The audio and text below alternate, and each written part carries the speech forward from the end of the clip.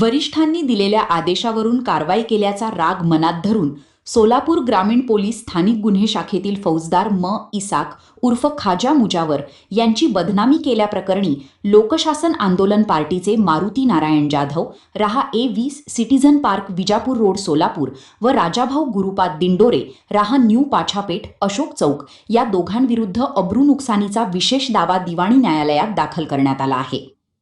लोकशासन आंदोलन पार्टी या नावे लेटरपॅड तयार करून मारुती जाधव व राजाभाऊ दिंडोरे या दोघांनी 8 जून 2026 रोजी पत्रकार परिषद घेऊन जाणीवपूर्वक फौजदार मुजावर यांच्याविरुद्ध खोटा व बदनामीकार मजकूर तयार करून मुलाखत दिली। यात त्यांनी जनमानसात मुजावर यांचे पद व प्रतिष्ठा कमी व्हावी, प्रतिमा मलिन व्हावी या उद्देशाने खोटे आरोप केले।